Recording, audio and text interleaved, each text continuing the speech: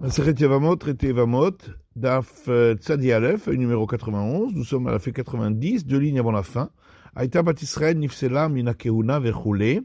Si cette femme dont un témoin avait dit que son mari était mort et qui s'était remarié, son mari est revenu, elle serait interdite de se marier avec un prêtre si c'était une fille d'Israël. La Gemara dit Pshita, c'est évident puisqu'elle a eu une relation avec un homme qui lui était interdit. Seulement, on avait besoin de cet enseignement pour la suite, où la Mishnah dit que si c'était une fille de Lévite, elle sera interdite de consommer de la première dîme. La Gemara demande, mais est-ce que la fille d'un Lévite ne peut pas manger de la première dîme parce qu'elle aurait eu une relation avec un homme qui lui était interdit?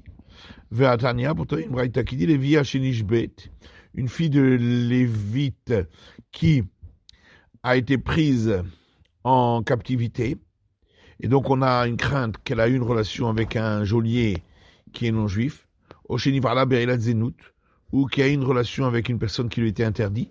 Notimna Maaser, on lui donne de la première dîme, Veochelet, et elle peut en manger. Amar Rav Shechet Knasa. Rav Shechet répond, ici c'est une sanction qu'on lui a faite. Bat Kohen Minatrouma, et la Mishnah dit, si c'était une fille de prêtre, elle est interdite de manger du prélèvement au prêtre. de Rabanan.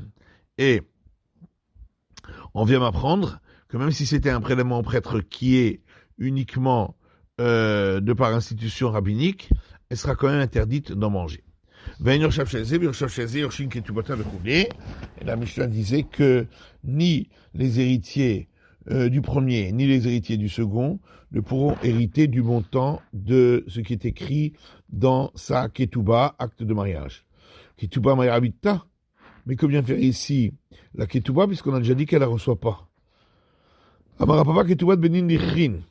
Papa dit, il s'agit du montant de la ketouba qui revient par une des clauses de la ketouba au fils de la femme lorsqu'elle est morte avant son mari, donc après le décès de son mari. Et ici, ils ne la recevront pas. Et la Gemara dit, Pshita, c'est évident, puisqu'elle-même ne devait pas recevoir la ketouba, donc il n'y a pas non plus les clauses annexes.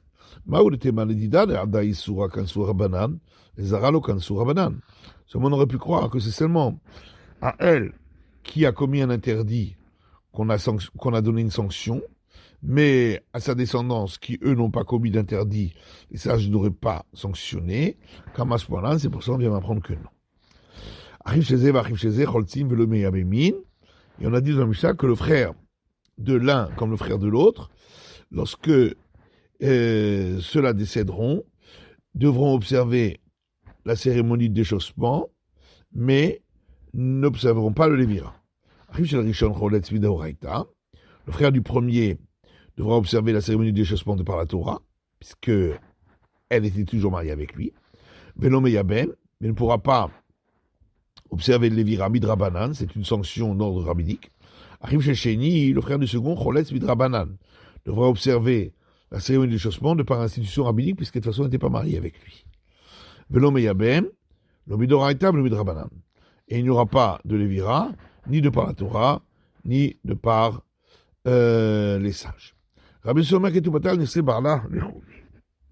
Yossé lui dit que le montant de la ketouba, elle le reçoit sur les biens de son premier mari. Amaravuna batrai module kamae, kamae le module batrai. Ravuna dit, ici, la Mishnah va donner trois avis, et chaque fois l'avis suivant est d'accord avec le précédent. Mais le précédent n'est pas d'accord avec le suivant. Rabbi Shimon modélé les Rabbi Lazar. Rabbi Shimon, qui est le troisième avis, est d'accord avec l'opinion de Rabbi Lazar. Rabbi Adekarisura Lokanis. Car si déjà Rabbi Shimon a donc dit que il y a lévira avec le frère, or la relation, c'est donc l'essentiel de la sanction pour elle. Et on voit qu'on n'a pas sanctionné. À plus forte raison, lorsqu'il s'agit de ce dont a parlé Rabbi Elazar, c'est-à-dire de l'objet qu'elle aurait trouvé, ou du travail de ses mains, qui est donc uniquement une question financière, que on ne sanctionnera pas là-dessus et que le mari le recevra. Rabbi Lazar l'ont modélé Rabbi Shimon. Par contre, Rabbi Lazar, lui, n'est pas d'accord avec Rabbi Shimon. Parce que lui dit, effectivement, un objet qu'elle a trouvé ou le travail de ses mains, là, il s'agit d'affaires financières. Les sages n'ont pas sanctionné Avalbia des Soura. Mais lorsqu'il s'agit d'une relation comme le Lévira, où là, il y a un interdit, Canis, ils ont sanctionné. Mais Tamaï ou modulé le Rabbi Yossé. Et les deux, Rabbi Shimon et Rabbi Lazar, sont d'accord avec l'avis précédent qui est Rabbi Yossé. Anediadvatute locanis. Si déjà, pour ces sanctions-là, qui sont donc au moment où elle est avec son mari ou avec, en attente de Lévira, et on voit qu'on n'a pas sanctionné, quand Sheken Ketouba de Mishkan ne pas Kai, à plus forte raison concernant ce dont a parlé Rabbi Yossé, il s'agit du montant de la Ketouba, qu'elle reçoit au moment où elle s'en va, et donc bien sûr qu'on n'a pas sanctionné puisqu'on veut qu'elle s'en aille. Rabbi Yossé le modèle est où? Par contre, Rabbi Yossé, lui, n'est pas d'accord avec les suivants, Rabbi Elazar et Rabbi Shimon, car il dit Ketouba de Mishkan ne pas de Lokanis, que c'est uniquement pour le montant de la ketouba qu'elle reçoit au moment où elle s'en va, que là on n'a pas sanctionné, mais ce dont a parlé Rabbi Elazar et Rabbi Shimon, où c'est quelque chose qu'elle reçoit lorsqu'elle est avec le mari ou en attente de Lévira, Canis, bien sûr, on a sanctionné. Rabbi Yochanan dit l'inverse, Kamaï module Batrae, les premiers avis sont d'accord avec les suivants, Batrae no module Kamaï, les derniers avis ne sont pas d'accord avec les précédents. Rabbi Yossé, modélé le Rabbi Lazar. Rabbi Yossé, qui est le premier avis, est d'accord avec l'avis suivant de Rabbi Lazar. Ketouba de Medideh le Didar le Canis. Si déjà, le montant de la Ketouba, qui est un montant qui est du mari à la femme, on n'a pas sanctionné la femme. Quand Sheken Metsiater Masiadea de Medidah le Dideh, à plus forte raison, l'objet trouvé par la femme et le travail des mains de la femme, ou c'est un droit qui est donné par elle, pour lui, le mari, qu'on ne sanctionnera pas le mari. Mais Rabbi Lazar le modélé. Par contre, Rabbi Lazar n'est pas d'accord avec Rabbi Yossé. Car, selon lui, c'est seulement l'objet trouvé et le travail de ses mains, car il s'agit d'un droit qui va de la femme au mari. C'est là que la canis, on n'a pas sanctionné le mari, avec Ketouba de Medideh, les Dida, mais le montant de la Ketouba qui va du mari à la femme, canis, on a sanctionné la femme. Le travail modélé Rabbi Shimon. Et les deux, Rabbi Yossé et Rabbi Elazar, sont d'accord avec Rabbi Shimon. Pourquoi? Ouman et de Mechaïm, le Kansé. Si déjà, ce dont eux ont parlé, quelque chose qui a lieu du vivant du mari, on n'a pas sanctionné, Bia de la Hamita, quand il s'agit du Lévira qui vient après la mort du mari, le Kol Sheken a plus forte raison qu'on n'a pas sanctionné. Rabbi Shimon l'ont modélé. Par contre, Rabbi Shimon, lui, n'est pas d'accord avec les avis précédents. Car il dit Rabbia ou de la Hamita le Canis. C'est seulement la relation du Lévira qui vient après la mort du mari, qu'on n'a pas fait de sanction. Avalan de Mechaïm Canis. Mais ce dont on parlait, Rabbi Yossé et Rabbi Lazar, qui est du vivant du mari, ça, on a fait une sanction à leur sujet. 17 Shelo Birshut Verroulé. On a vu que si elle s'était mariée sans avoir besoin de l'autorisation du tribunal, c'est-à-dire parce que deux témoins étaient venus dire que son mari est mort, dans ce cas-là, elle pourra revenir, si le mari revient, donc elle pourra retourner être avec lui. Amaravuna Amarav, Achil Cheta. Ravuna Dionul Rav, c'est ainsi la règle. Amalé Rav Nachman Ganva Genouvel Amalach. Rav Nachman lui dit que tu as besoin de voler un enseignement qui a été dit par d'autres, en faisant croire que c'est toi qui l'as dit. Ici, Rabbi Shimon. Car si tu penses comme Rabbi Shimon, qui est l'auteur de cet enseignement, et Malachak Rabbi Shimon, dit explicitement que la règle suit Rabbi Shimon. L'Ishmartir qui est Rabbi Shimon Kazla. Puisque cet enseignement-là, c'est la vie de Rabbi Shimon.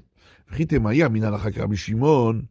Et si tu dis que si j'avais dit qu'on suit la vie de Rabbi Shimon, on aurait pu croire même sur l'enseignement précédent dans la Mishnah de Rabbi Shimon, Et Maïr Alacha, qui Rabbi Shimon Bacharona. Alors, t'avais qu'à dire explicitement, on suit l'avis de Rabbi Shimon sur le dernier enseignement. Kashia, c'est une bonne question. Amar Rav Sheshet Amina Kenaim Bishachiv Rav Amar Hashmata. Rav Sheshet dit, je me suis dit que Rav a dit cet enseignement qu'on suit ici, cet avis de la Mishnah, lorsque il était somnolent et qu'il était sur son lit. Halakha Mikla déplié. Parce que s'il dit on suit cet enseignement, ça voudrait dire qu'il y a une discussion là-dessus. Il y avait l'Elemevad. Mais il y en a ça. Or, comment pourrait-il y avoir une discussion? Qu'est-ce qu'elle aurait pu faire d'autre? De toute façon, c'est comme si elle avait été forcée de se remarier, puisque 2 témoins sont venus dire que son mari est mort. Votania, en plus, c'est une braïta qui dit, Kol harayot sheba Torah, en sechot emenuget. Toutes femmes qui sont interdites à un homme, parce qu'elles sont des proches parentes, sur lesquelles la Torah interdit et donné même la sanction de retranchement, si elles ont une relation avec celui-ci, n'ont pas besoin de recevoir ensuite d'acte de divorce parce qu'il n'y a pas de mariage avec elle. Sauf le cas de la femme mariée qui s'est remariée avec un autre sous autorisation du tribunal rabbinique. Alpi Beddin ou de Maria Gita. Donc on en déduit que c'est seulement lorsqu'elle s'est mariée sous autorisation du tribunal rabbinique, parce qu'il n'y avait qu'un témoin qui est venu dire que son mari est mort, c'est là qu'on demande un acte de divorce du deuxième. Alpi Beddin ou Maria Gita. Mais si elle s'était mariée, parce que 2 témoins étaient venus dire que son mari était mort, elle n'aura pas besoin d'acte de divorce. Mani, or qui pense cela, que lorsque c'était avec des témoins, on l'a pas sanctionné. Il est ma Rabbi Shimon.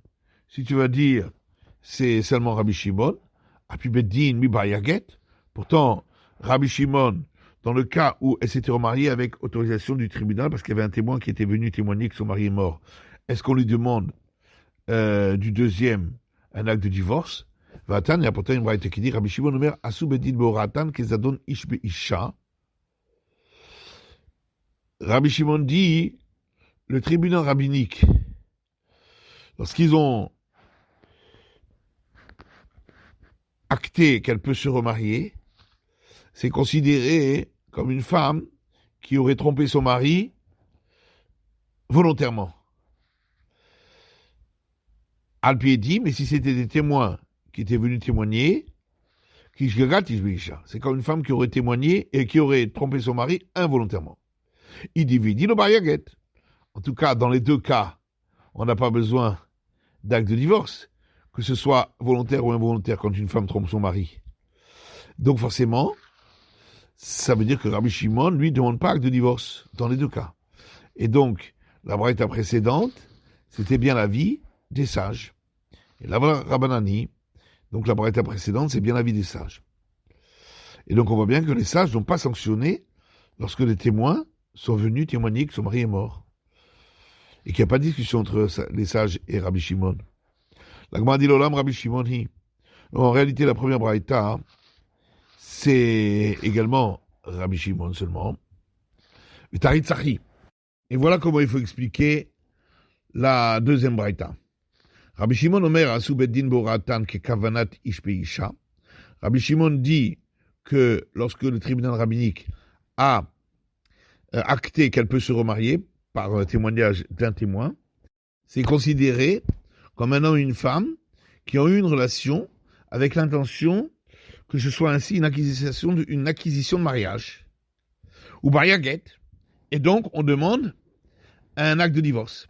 Al piedim, mais lorsque c'était par des témoins, que chez l'obekavanat ishbeisha, c'est considéré comme lorsque un homme et une femme ont une relation sans intention d'en faire une acquisition de lien de mariage, velo bayaget, il n'y a pas besoin d'acte de divorce. Donc on voit bien que Rabbi Shimon lui-même fait ce distinguo. Ravashi Amar Laïdian Isura Katani. Ravashi donne une autre explication à la deuxième braïta. Disons que la deuxième braïta ne parle pas du problème d'acte de divorce, mais seulement du problème de l'interdiction de retourner chez son premier mari. Varikama, et voilà ce que la braïta dit, Asu Beddin Beoratan Kezadon Ish Beisha. lorsque le tribunal rabbinique ont acté qu'elle peut se remarier grâce à un témoin, c'est considéré comme une femme qui aurait trompé son mari volontairement, ou mitzera al-barla, et elle est donc interdite à son mari. Al-Piedim, mais si c'était deux témoins qui étaient venus témoigner que son mari était mort, Kishgagat, Ishbeisha, Velo mitzera al-barla, c'est considéré comme une femme qui a trompé son mari involontairement, et là, elle n'est pas interdite à son mari. Ravida Amar, il y a un korban qu'interdit. Ravida lui explique que cette deuxième braïta parle du sujet d'apporter un sacrifice.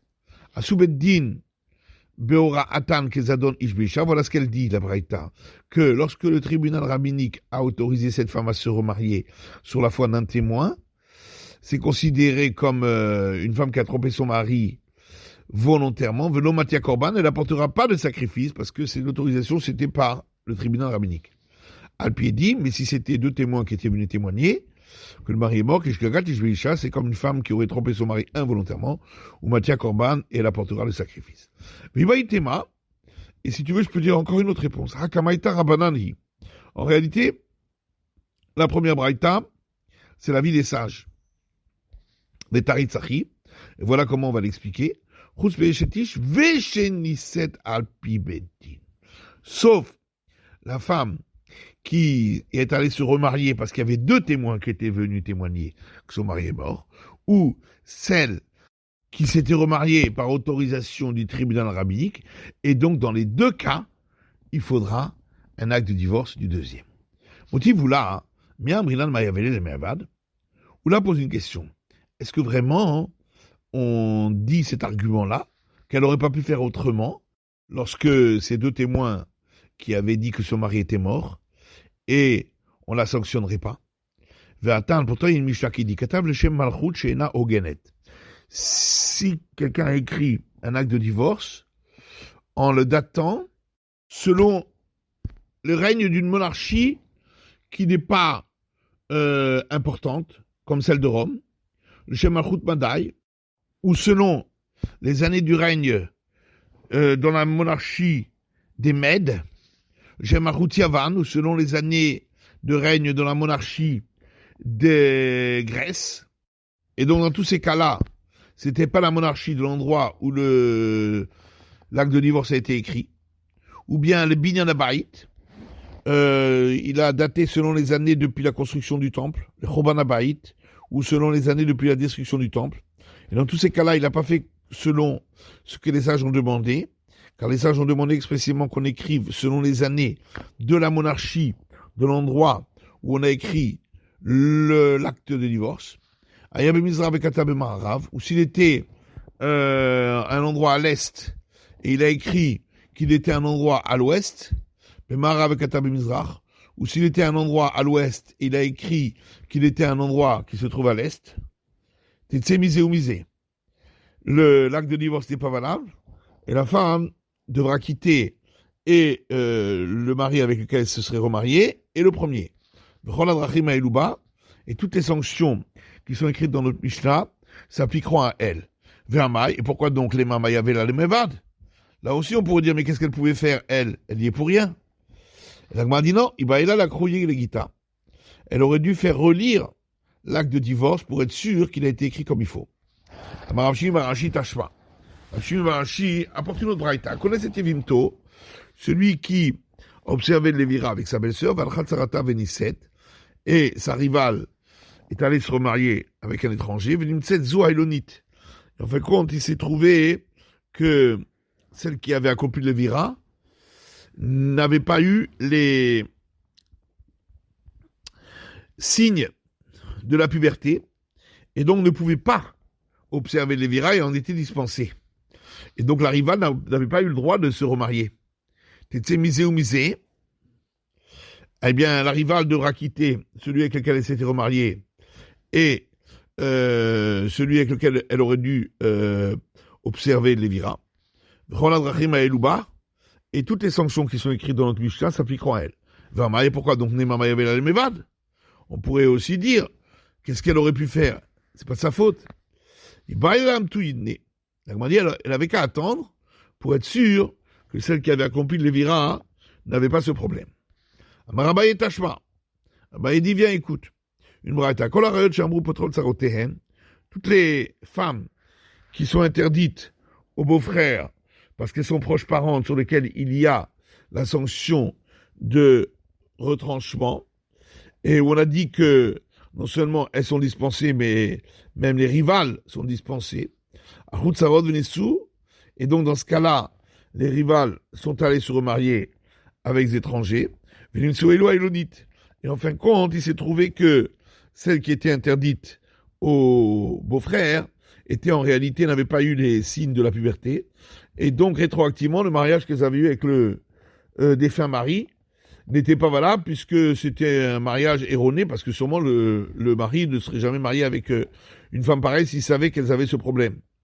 Et donc, les rivales auraient dû observer le Lévira. On appliquera la sanction, qu'elles soient interdites à celui avec lequel elles s'étaient remariées et avec celui avec lequel elles auraient dû accomplir les viras, et toutes les sanctions qui sont écrites dans le Mishnah s'y appliqueront. Vamaï, pourquoi donc Nema avait la Mevad? On n'avait qu'à dire aussi qu'est-ce qu'elle pouvait bien faire, c'est pas de leur faute. Et ben elle a tourné. Là aussi, elle n'avait qu'à attendre pour voir si la femme qui était interdite au beau-frère n'avait pas ce problème.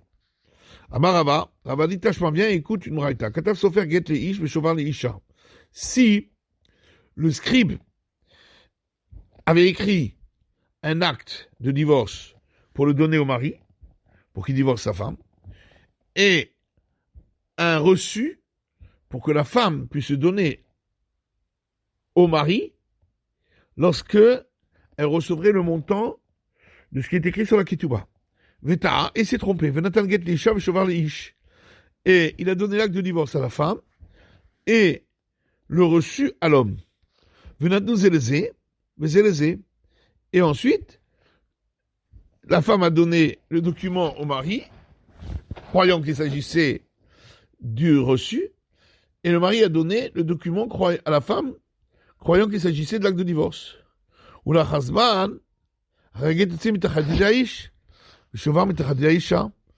au bout d'un certain temps, on s'est rendu compte qu'en réalité, l'acte de divorce avait été donné de la main de la femme à celle du mari, et le reçu de la main du mari à celle de la femme. Et donc la femme n'avait jamais été divorcée, et elle s'était remariée entre-temps. Elle devra quitter le nouveau mari et le précédent, et toutes les sanctions qui sont écrites dans le Mishnah s'y appliqueront. Et pourquoi donc Nema avait la Mavad? On n'a qu'à dire, mais qu'est-ce qu'elle aurait bien pu faire? C'est pas de sa faute. Et bah, elle a croyé les guitares. Elle aurait dû faire relire l'acte de divorce qu'elle avait reçu, pour être sûr que c'était bien cela. Amaravashi tashpa. Ravashi vient, écoute. Shinash pouchpa chez Miro et chez Mira. Si, lorsque il a écrit l'acte de divorce, il a modifié son nom, ou le nom de la femme, ou le nom de sa ville, ou le nom de la ville de sa femme, t'es misé ou misé. L'acte de divorce n'est pas valable. Elle devra quitter celui avec lequel elle s'était remariée et le précédent. Et toutes les sanctions qui sont écrites dans notre Mishnah s'appliqueront à elle. Pourquoi donc Nema avait la Mavad? On a qu'à dire, mais qu'est-ce qu'elle aurait bien pu faire? C'est pas de sa faute. Et ben elle a croyé les guitares. Elle aurait dû faire relire l'acte de divorce pour être sûr qu'il était bon. Amar Ravina Tashma. Ravina dit, viens, écoute une braïta. Kinsa beget kereach. Si elle s'est remariée alors qu'elle avait reçu un acte de divorce qui comportait des coutures, selon la règle, lorsque le mari qui divorce est un prêtre, et normalement, il doit y avoir des témoins derrière chaque couture, et ce n'était pas le cas. Et donc, cet acte de divorce n'est pas valable. C'est misé ou misé. Elle devra quitter celui avec lequel elle s'était remariée et le premier, verrouler, etc. Elle aura toutes les sanctions qui sont écrites dans notre Mishnah. Et là aussi, qu'est-ce qu'elle aurait pu faire? Elle a croyé les guitares. Elle aurait dû relire l'acte de divorce. Rapapa, ça va le Mevad ou Dabemayavela le Mevad. Rapapa avait pensé statuer selon cet argument de dire qu'est-ce qu'elle aurait pu faire lorsque deux témoins étaient venus dire que son mari était mort et qu'elle pourrait retourner chez son premier mari. Amale Ravuna Berel Rabishol et Rapapa, Ravuna fils de Rabishol dit Rapapa Vatania Kolani Matnaita. Voilà toutes ces braïtotes où on voit qu'on ne dit pas que c'est pas de sa faute. Et malgré tout, elle reçoit les sanctions. Amalé la Chanino. Alors il lui a dit, mais n'est-ce pas, on a donné des réponses pour chacune. Amalé va chinouiller les mort. Il a dit, mais est-ce que sur des réponses tellement légères, on peut s'appuyer ou pas sac? Et en fin de compte, il n'a pas autorisé. Fin de l'étude de la feuille numéro 91 du DAF Tzadi Aleph.